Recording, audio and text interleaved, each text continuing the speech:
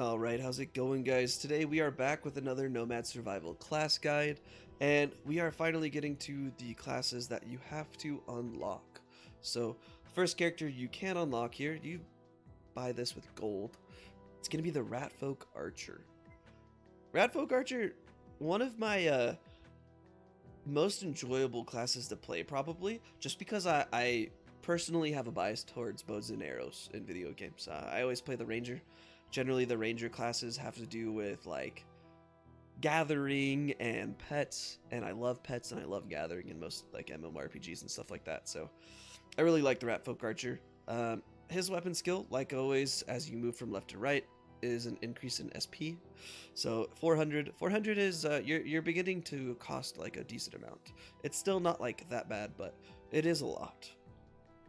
His weapon skill is called Trick Shot. It fires an arrow at your cursor location, bouncing off the edge of the screen, and piercing enemies for a time. And you can have 3 arrows from the player at the same time. So it says from the player because if you get Spectral Sword, those arrows aren't going to count towards this. Amount is unmodifiable unless you go the Merchant.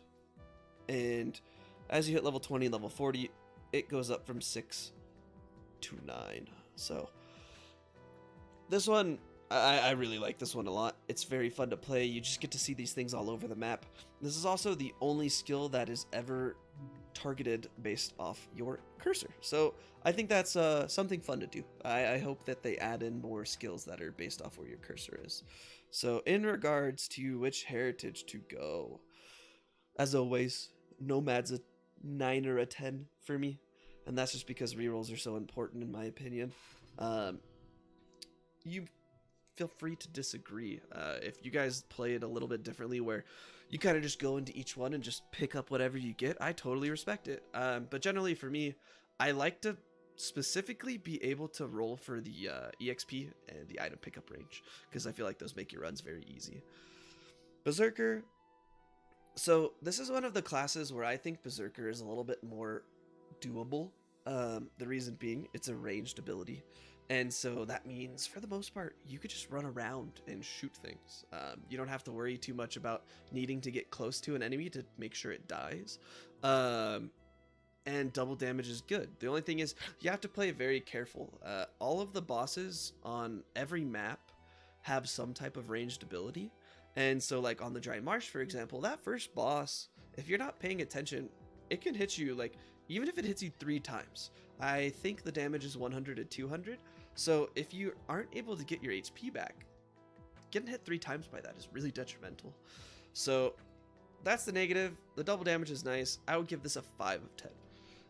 Poxbringer, I think, personally, is the best class, or heritage, sorry, for the Ratfolk Archer. The reason being, same thing as the Berserker, you have a ranged ability, and you can play around running around all over the place. And since your arrows bounce all over, you're gonna hit almost everything on the screen without having to really go out of your way to like aim or something like that. So I think it's super nice to be able to do all of this double damage and stuff like that. It's very, very strong. So I'm gonna give the Poxbringer an 8. The Voidwalker, this one's, it's kind of whatever. It doesn't really bring too much when you're playing the Ratfolk Archer because for the most part, you're not like standing still. You're always kind of moving and kind of dodging and stuff like that. It can be useful in some certain like very, very minute situations, but I don't really think the Voidwalker does too much for you. So I'm just going to give it a 2 or a 3. The Summoner, I don't think there's any reason to ever go Summoner. Not on this class. It doesn't make sense. It's helpful for the early game. It's all right against the bosses, but I don't really think it does anything for you. So another 2 or 3. Merchant, this is one of those classes that can go really well with the Merchant. The Ratfolk Archer doesn't have insane bossing damage, but like Crusader and the Adventurer, in those first like 30 to 40 levels, you're gonna get something for bossing. So you can play the Merchant. You get those extra arrows because your weapon skill amount is doubled. Mount +1's always great, and you get those bonus relics. And bonus relics, if you've watched any of my video guides, relics in general are super duper strong. Definitely recommend you trying to get relics for the skills that you're maxing out. They're definitely helpful. But I'm gonna go the Poxbringer for this one because I definitely think the Poxbringer is the best, and we'll do double XP like we're doing on all the other ones. So this is how you aim. As you can see, you get 3 on the screen before like any of the mobs spawn, and so it's really just about kind of avoiding everything. Like always, I think I'm gonna say this every single time. You want to take a skill that is good against bossing, and for me, Fireball and Magic Missile. For those reasons I tell you every time. I won't go into it this time. Just kidding, I'm gonna tell you anyways. It's because, excuse me. It's because they can target the nearest enemy. That's huge. That is huge.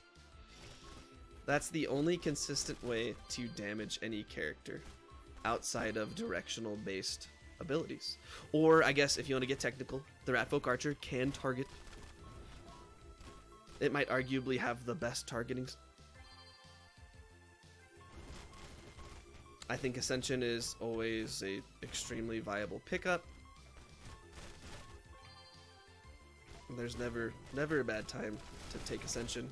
It's so good. Increase SP, increase HP, damage, crit chance, projectile speed. You name it, it's on there. It even has plus amount.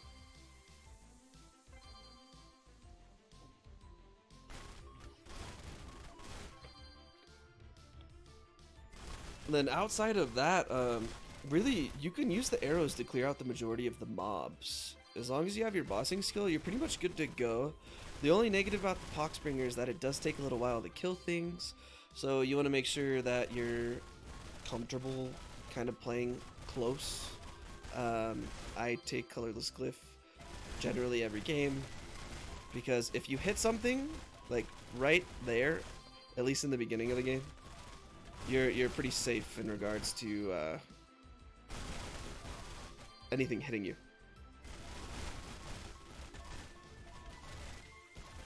So it might not seem like you're clearing things out very quickly, but you are. It's just things are dying all over the place. For the Poxbringer in particular, any ranged ability is always strong. You're gonna have a good time if your abilities can hit things significantly before they can hit you, which is why it's so good on the Poxbringer, or sorry, the Ratfolk Archer, because your abilities are all ranged. Always pick up the Spectral Sword. The Spectral Sword is so good. And I actually really like weapon skill size on the Ratfolk Archer to make those arrows really big, because the arrows can hit as many enemies as you want. That's why I think they're very strong. They can hit everything.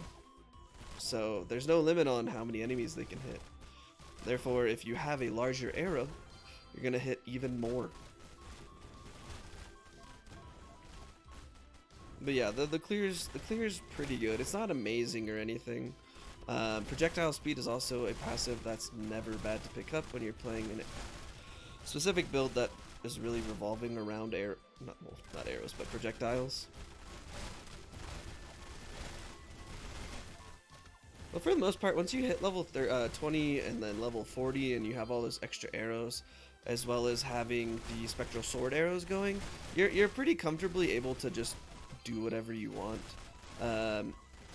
Going Poxbringer doesn't exactly limit you in what abilities you can use, but it definitely limits how strong some abilities are. So like Chain Light Shock, for example, since it's not dealing the damage instantaneously and it's damage over time, it's not as strong as it normally would be. Which isn't that bad, but it is somewhat impactful.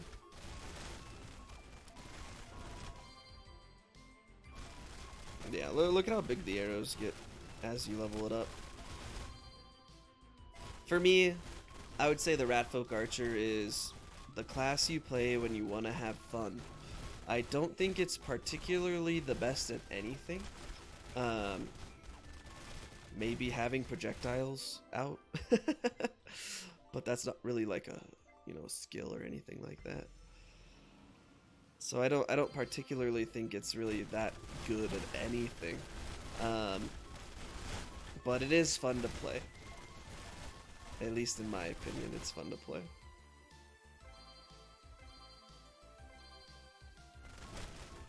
projectile speed's always fun because you get these guys to bounce over so many times. The more times they hit, the more times your poison's gonna proc.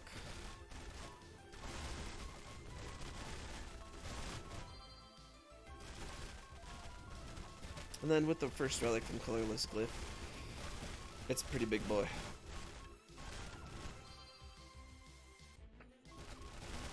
So one of the things that the Poxbringer class is good at, though, is boss damage. It is insanely good at boss damage because it stacks every single time you hit an enemy, and the boss is the only thing that you're able to actually hit multiple times without it dying instantaneously. So once you get like 4 or 5 stacks on there, you're hitting it for like 1,000 every single time.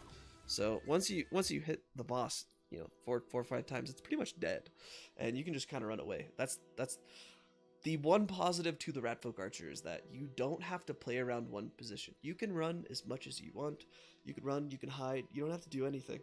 But yeah, so the Ratfolk Archer in general, I would probably only give it like a 4.